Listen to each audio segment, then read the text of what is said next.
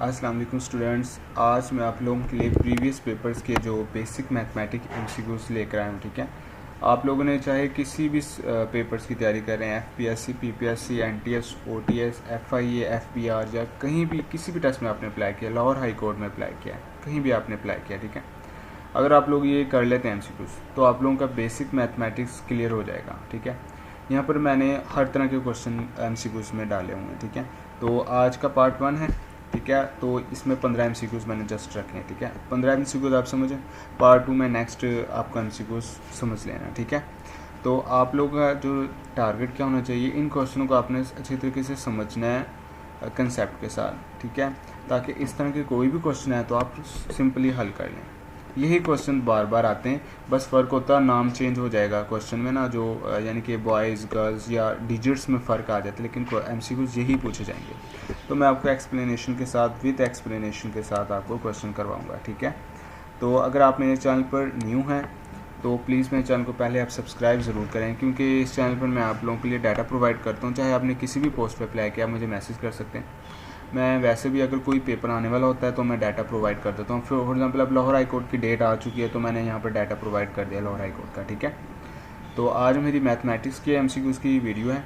तो तमाम पेपर्स की जहाँ भी आप तैयारी कर रहे हैं तो आप लोगों के लिए बहुत फ़ायदा होने वाला है। ठीक है, ओके।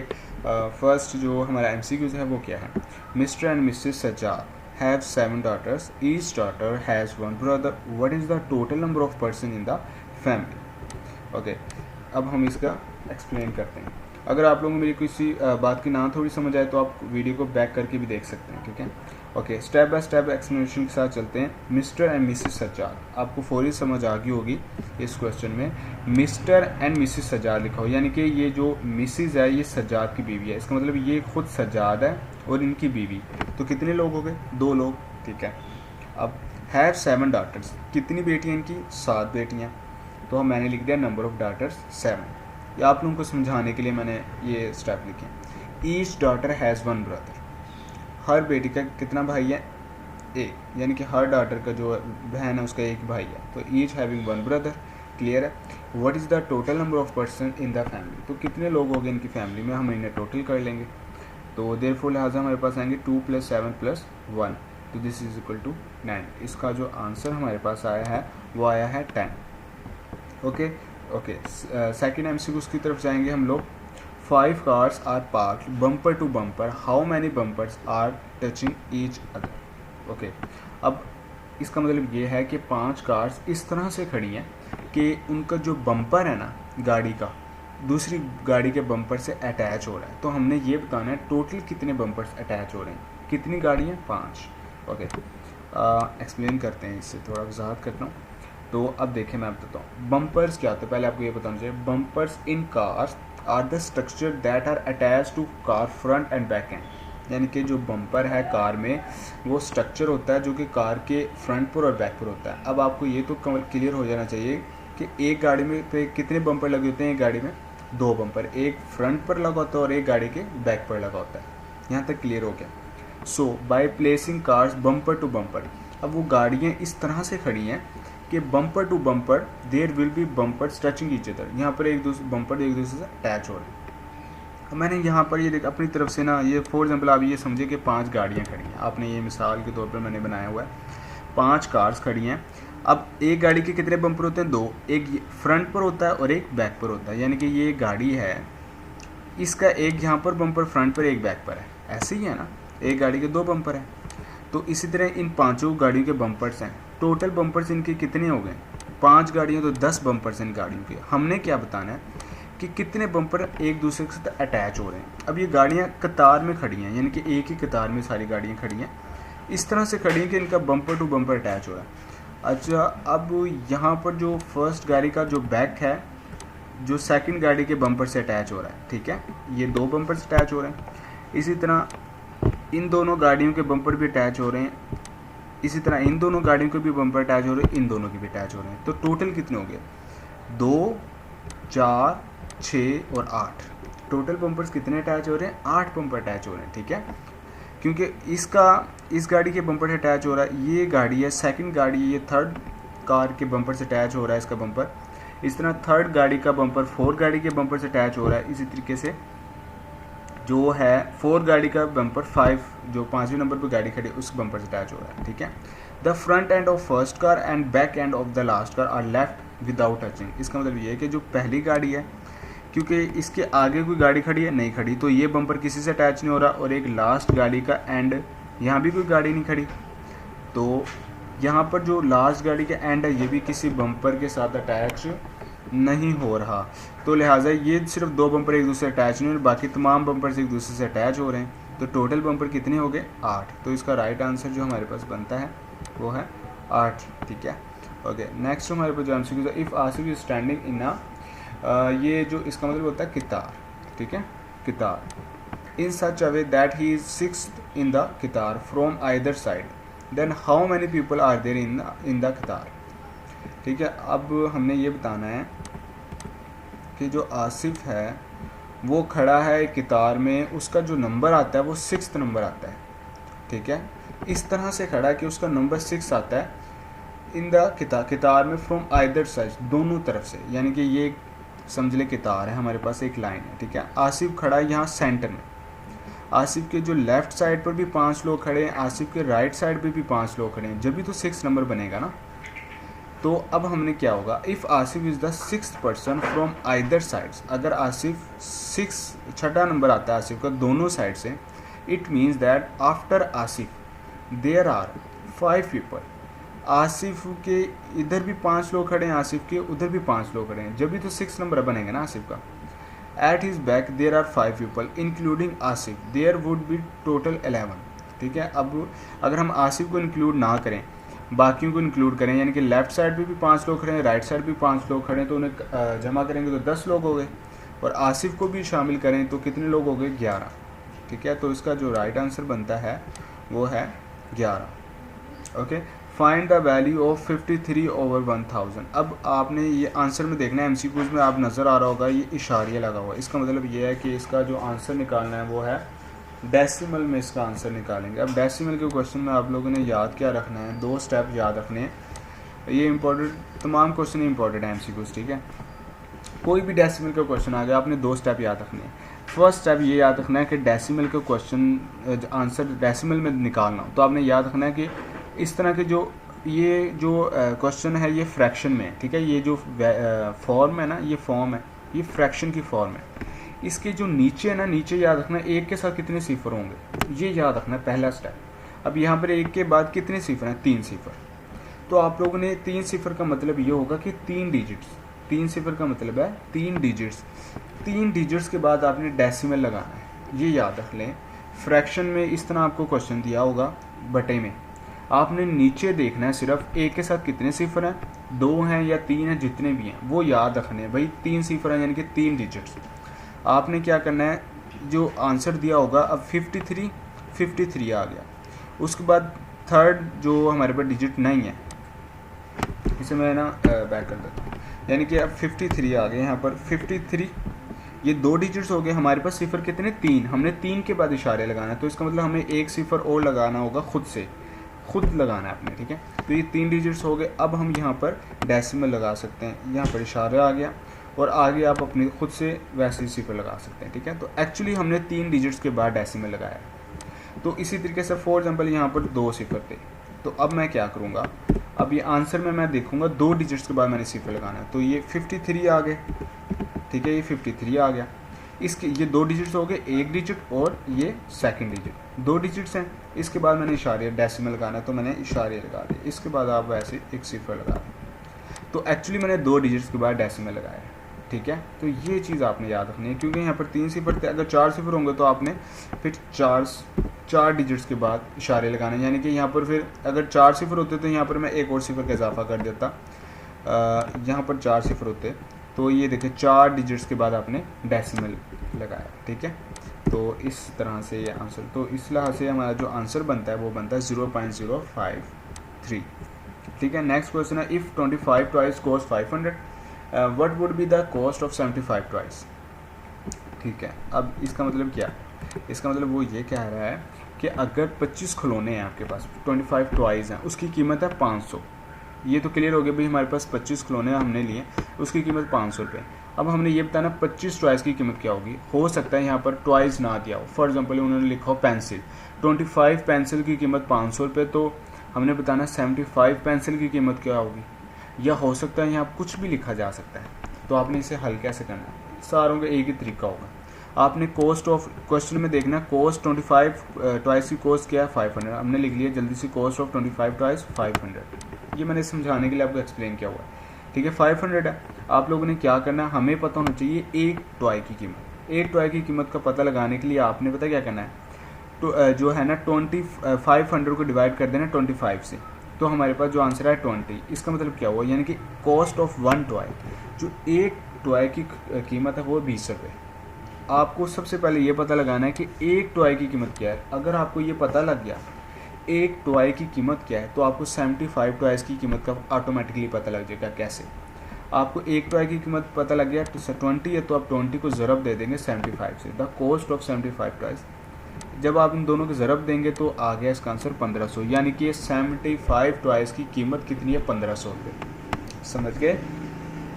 हम आपको इस तरह का कोई भी क्वेश्चन आ जाए इस टाइप का, तो आपने फॉर एग्जाम्पल यहाँ पर पेंसिल लिखा होता, ठीक है, तो आप लोगों ने क्या करना है, आपको ये पता होना चाहिए एक पेंसिल की कीमत क्या है, ये टारगेट होना चाहिए आपका।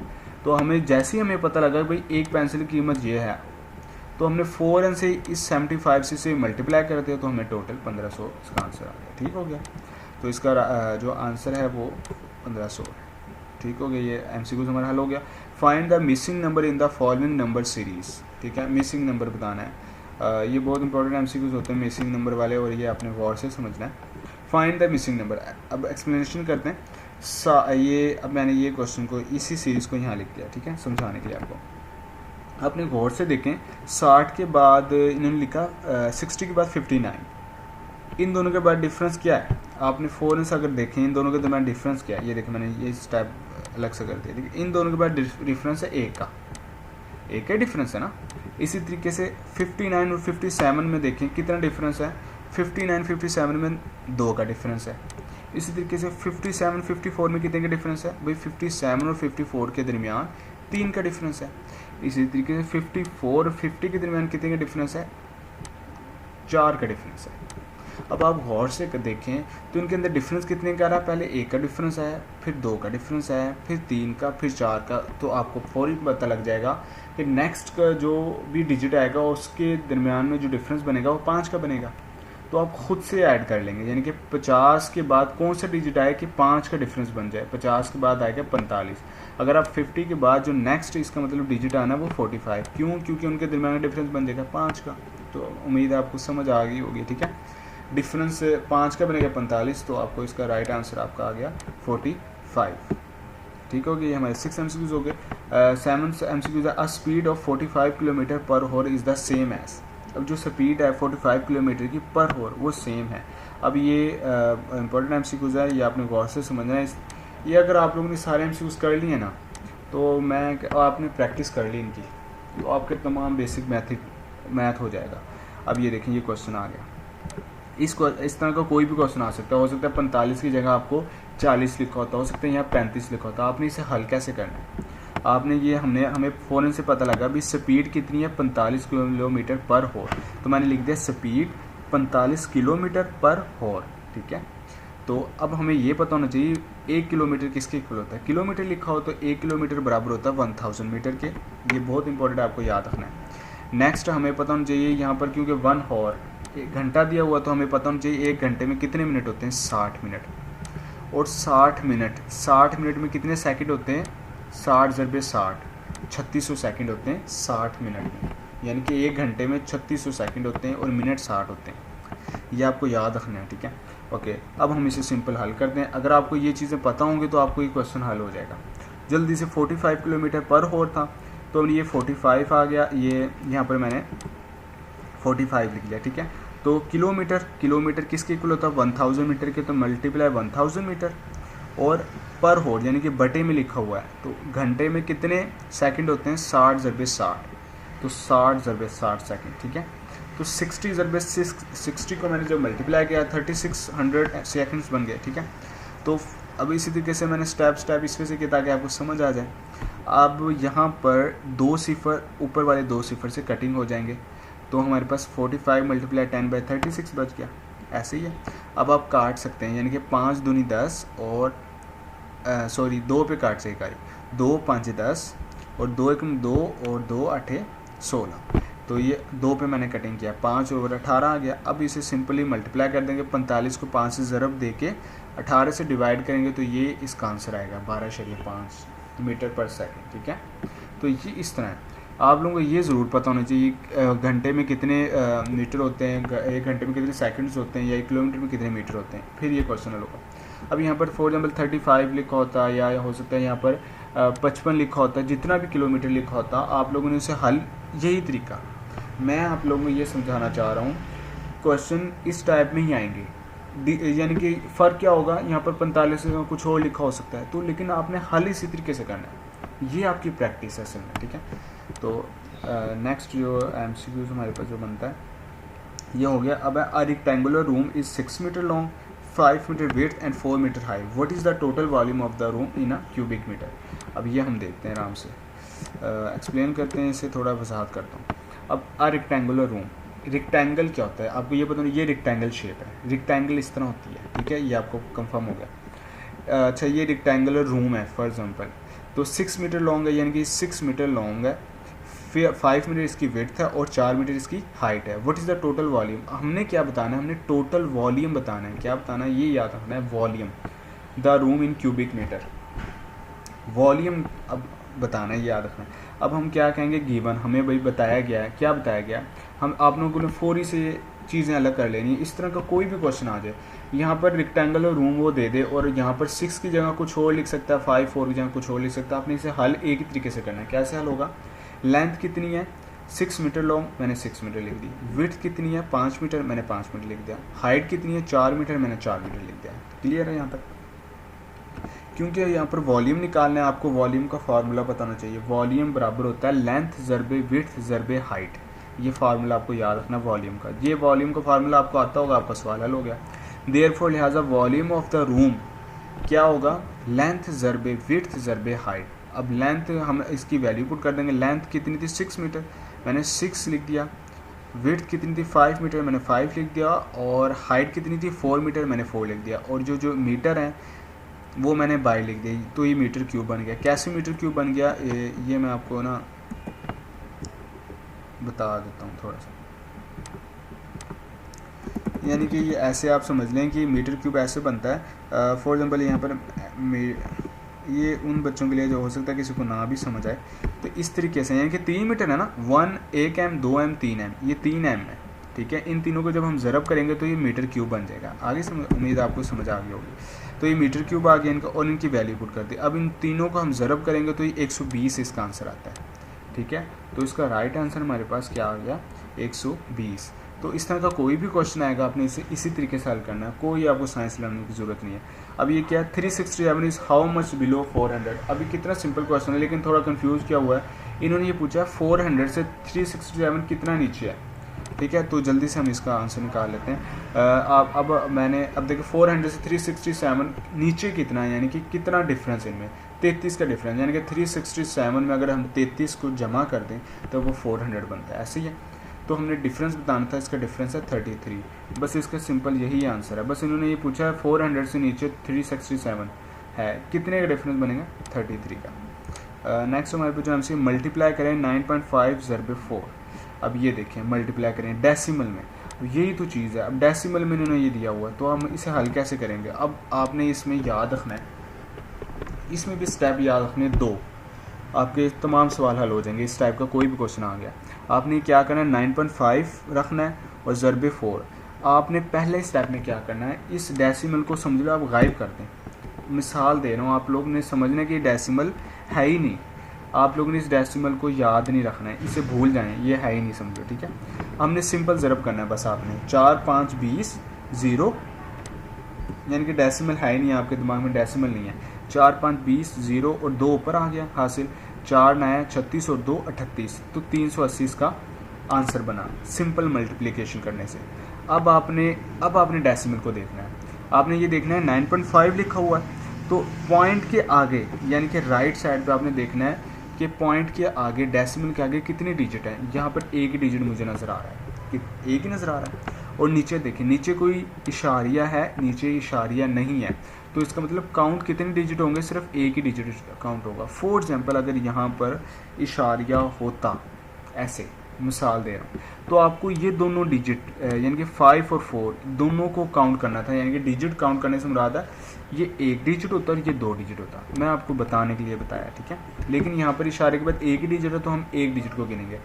तो इसका मतलब ये कि इसे 5 नहीं गिनना आपने, इसे एक डिजिट गिनना है। अब इशारे के बाद एक डिजिट है तो मैं एक इशारे के बाद यानी कि 0 के बाद एक डिजिट के बाद इशारे लगाऊंगा, ठीक है।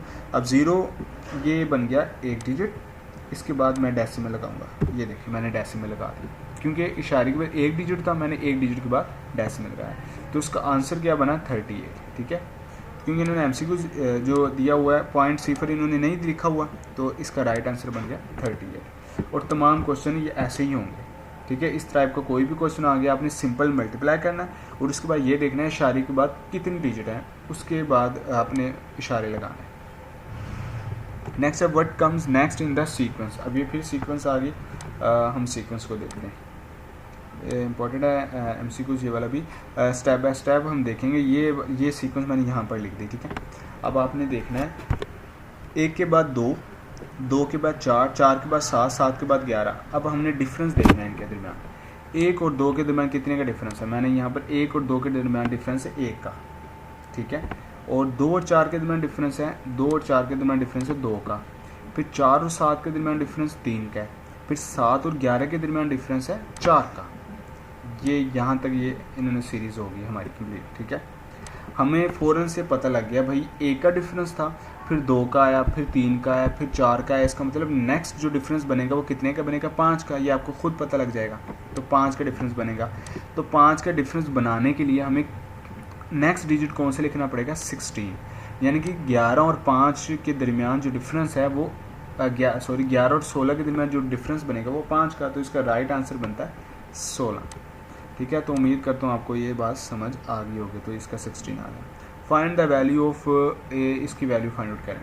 ये भी आसान सिंपल क्वेश्चन है, ये मैं जल्दी से आपको करवा देता हूँ। फाइंड द वैल्यू, ठीक है। स्टेप बाय स्टेप हम कर लेते हैं। अच्छा, आप लोगों ने पता है इस तरह का क्वेश्चन कोई भी आ जाए, आप लोगों ने जो साइड पे लिखा होगा ना, लेफ्ट साइड पे कोई भी डिजिट है, 1 है, 2 है, 3 है, 4 है, कुछ भी है, उसे ऊपर वाले से ज़रब करवाना है, ठीक है। ऊपर वाले से, ठीक है। तो ऊपर वाले से जब ज़रब कराएंगे तो ये 1 को ज़रब कराएंगे 9 से, तो 9 ही आ गया, ओवर 16 वैसे आ गया, 100 वैसे आ गया। अब आपने क्या करना है, इसका जो आपको पता है जो स्क्वायर होता है 9 का, वो 3 का स्क्वायर बनता है ना, तो स्क्वायर से ये वाला स्क्वायर कैंसिल हो जाएगा, 3 आ गया। और √16 का स्क्वायर बनता है 4। ये आपको समझ आ गई होगी, आपको स्क्वायर का पता ही होगा, ये उम्मीद आपको समझ आ गई होगी क्वेश्चन, ठीक है। इस तरह से क्वेश्चन होगा, ठीक है, ओके।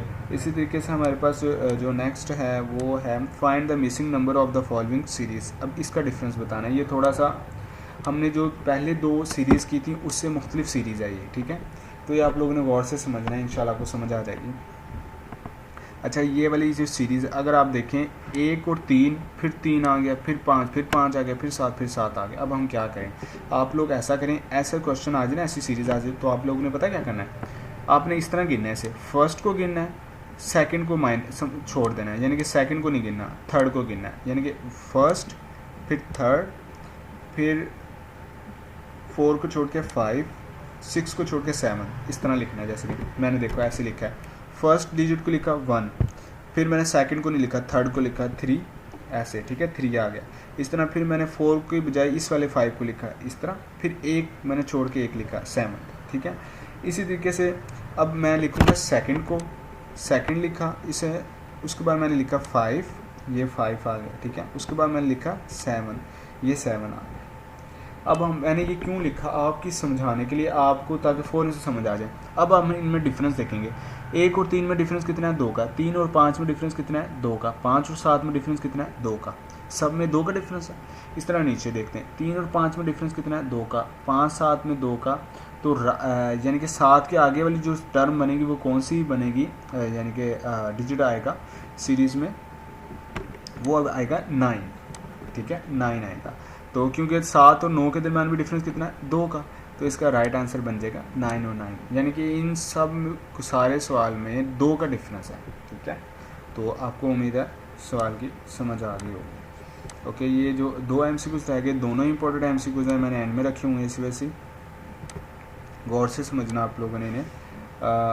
फर्स्ट ये वाला MCQ है, इन 1 किलोमीटर रेस, यानी कि 1 किलोमीटर रेस हो रही है, ठीक है, 1 किलोमीटर रेस है।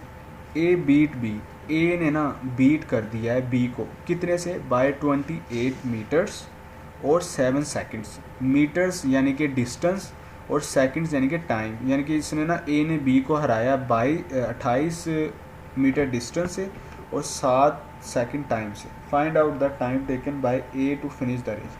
अब हमने ये बताना है इस सवाल में कि ए ने जो फिनिश की रेस कितनी जल्दी की, ठीक है, कितने टाइम पहले की है, टाइम में बताना, ठीक है। अब आपने इस तरह का कोई भी क्वेश्चन आ सकता है। फॉर एग्जांपल यहाँ पर उन्होंने लिख दिया 28 की बजाय, फॉर मिसाल दे रहा हूँ, तो 35 लिख दें, तो आप लोग क्या करेंगे, आप लोगों ने बिल्कुल टेंशन लेनी, ये तमाम सवाल एक ही तरीके से होंगे, ठीक है, ये आपने याद रखना है। या 7 की जगह हो सकता है वो 5 लिख दें, तो आप लोगों ने बिल्कुल टेंशन लेनी, ये तमाम सवाल एक ही तरह से होंगे। आप लोगों ने ये देखना है कि ए बीट कर रहा, ए ने बीट दिया बी को, बी हारा है ना, पहले बी को करना है। बी को कैसे करना है, बी कवर्स 28 मीटर इन 7 सेकंड, यानी कि बी हम बी का निकालते हैं। बी ने 28 मीटर का फासला 7 सेकंड में कवर किया, 28 मीटर का फासला 7 सेकंड में कवर किया, तो बी ने टाइम कितना लिया। आप लोगों ने तमाम सवालों में ऐसे ही करना है। आप लोगों ने इन दोनों को पहले डिवाइड करना है, इन दोनों डिजिट को, इससे और इसे दोनों को डिवाइड किया, टाइम ओवर डिस्टेंस डिवाइड करना है और ज़रब उससे करवाना है जो जितनी की रेस है, यानी कि 1 किलोमीटर रेस है, तो आपने 1 किलोमीटर में कितने मीटर होते हैं, 1000 मीटर, तो मैंने 1000 लिख दिया, ठीक है। हो सकता है यहाँ पर 100 मीटर आ जाए, हो सकता है 1 किलोमीटर की बजाय आपको कह दे भाई 100 मीटर रेस, तो आपने फिर यहाँ पर 1000 की बजाय 100 लिखना है, ये याद रखना है आपने, ठीक है। तो इस तरह सिंपल डिवाइड करा के ज़रब करवा देना, तो ये आ गया 250 सेकंड। भाई बी को 28 मीटर 7 सेकंड में जो इसने कवर किया डिस्टेंस, इसी सेकंड्स में कितना टाइम लगा, टोटल 250 सेकंड टोटल में। तो हमने ए टाइम ओवर द कोर्स, तो टाइम ए ने कितना लिया, अब हम पता क्या करेंगे, क्योंकि ए ने बी को बीट दी थी 7 सेकंड से, कितने सेकंड से, 7 सेकंड पहले पहुंच गया था ए बी से, तो आपने सिंपल 250 में से 7 को माइनस कर देना। हो सकता फॉर एग्जाम्पल यहाँ 5 लिखा तो हम 5 से माइनस करते फिर, ठीक है, तो ये आ गया 243 सेकंड। इसका मतलब ये हुआ कि 243 सेकंड में ए ने कवर किया डिस्टेंस और 250 में बी ने, तो 7 सेकंड का फ़र्क आ गया। अब ए टाइम ओवर द कर्व, जो टाइम, अब ये किस तरह है, ये इस तरीके से आया है। 243 सेकंड को जब हम मिनट्स में कन्वर्ट करेंगे तो ये बनता है 4 मिनट 3 सेकंड, ये याद रखना है, ठीक है। तो इस तरह का कोई भी क्वेश्चन आ जाए, यहाँ पर लिख दे भाई इन 1 किलोमीटर के बजाय लिख दे इन 100 मीटर रेस, ए बीट बी, यहाँ कुछ भी लिख दिया 28 मीटर और 7 सेकंड, तो आपने तमाम सवाल में एक ही मेथड है, इन दोनों को डिवाइड कराना है, पहले बी को निकालना है जो हारेगा, बी हारा है ना, पहले इन दोनों को डिवाइड कराना और ज़रब करवा देना है टोटल जितनी भी रेस है, करवा के वो जो सेकंड्स में टाइम आएगा उससे माइनस करना है, किससे, इससे माइनस करना है, यानी कि ए ने बीट दी है बी को 7 सेकंड से, तो उससे माइनस करके आपका आंसर निकल जाएगा, ठीक है, ये सिंपल है। अब ये वाला क्वेश्चन मोस्ट इम्पोर्टेंट क्वेश्चन है, ये आर्मी के पेपर्स में अक्सर आ जाता है, ठीक है, IQ के क्वेश्चन में। अब आ मैन वॉक 3 किलोमीटर, एक आदमी है जो कि 3 किलोमीटर चलता है, to his east then turns left and walk 3 kilometre towards north, then turns left and walk 3 kilometre towards west, indicate the correct direction in which he is in relation to his starting point, ठीक है। अब आप लोगों ने गौर से समझना, बहुत ही आसान है। पहले आपको ये पता होना चाहिए नॉर्थ वेस्ट साउथ किधर होता है, ठीक है। अगर आप यहाँ पर खड़े हैं, ठीक है, तो आपके राइट साइड पे होगा ईस्ट, लेफ्ट साइड पे होता है वेस्ट, और आपके फ्रंट सामने होगा नॉर्थ और बैक पे होगा साउथ, ठीक है, ये आप लोगों ने याद रखना है। अब ये तो आपको पता लग गया नॉर्थ ईस्ट वेस्ट का, पहले ये पता होना चाहिए आपको। अब हम चलते हैं भाई, आ मैन वॉक 3 किलोमीटर, यहाँ से देखते हैं, a man walk 3 kilometre to the east, ये आदमी आ गया ए पर, यानी कि एक आदमी खड़ा है यहाँ पर, ठीक है। अब यहाँ से वो चलेगा किसकी तरफ, ईस्ट की तरफ 3 किलोमीटर, ईस्ट कहाँ है, ये जैसे कि बताया राइट साइड पे ईस्ट है, तो राइट साइड पे 3 किलोमीटर चला, अब यहाँ पर ही turns left 3 kilometre towards north. अब वो लेफ्ट की तरफ मुड़ेगा नॉर्थ की तरफ, नॉर्थ ऊपर है तो नॉर्थ की तरफ जाएगा 3 किलोमीटर, भाई ये यहाँ पर आ गया, सी पर आ गया, ठीक है। इसी तरह ही turns left 3 kilometre towards west. अब यहाँ से फिर ये मुड़ेगा लेफ्ट की तरफ 3 किलोमीटर वेस्ट की तरफ। अब ये वेस्ट की तरफ होता है लेफ्ट साइड पे, तो ये 3 किलोमीटर वेस्ट की तरफ आ गया, ठीक है। तो इस टाइम ये आदमी कहाँ पर खड़ा है, वेस्ट पर आ गया, तो वेस्ट पर खड़ा है। तो अब हम बताएंगे now he is at D point, D point is in the west direction of starting point, hence he is in the west in respect to the starting point, ठीक है। तो उन्होंने ये पूछा है, इंडिकेट करना है करेक्ट डायरेक्शन, भाई जिस टाइम जहाँ पर वो इस टाइम खड़ा है स्टार्टिंग पॉइंट से, तो डी पर इस टाइम वो खड़ा है जो कि वेस्ट पर, ठीक है। तो इसका राइट आंसर है वेस्ट। तो ये एमसीक्यूज आ जाए, तो आप लोग परेशानी नहीं, ये मैंने इतनी वजाहत लिखी है, ये आप लोगों के लिए लिखी है ताकि आप लोगों को समझ आ जाए। तो ये क्वेश्चन थे, ठीक है। और भी एमसीक्यूज मैं लेकर आऊँगा, अगर आपको किसी को सवाल की समझ नहीं हो आप रिपीट मतलब कि वीडियो पीछे करके भी देख सकते हैं, लेकिन ये इनकी प्रैक्टिस करें, प्रैक्टिस आपने लाजमी करनी है, वरना सारा आपकी मेहनत ज़ाया हो जाएगी, ठीक है। तो प्लीज़ मेरे चैनल पर आप न्यू हैं अभी, तो प्लीज़ मेरे चैनल को सबसे पहले सब्सक्राइब करके ज़रूर जाएगा और बेल आइकन पर क्लिक करें ताकि मेरा पार्ट 2 फ़ौरन से आपको मिल जाए। अल्लाह हाफिज़।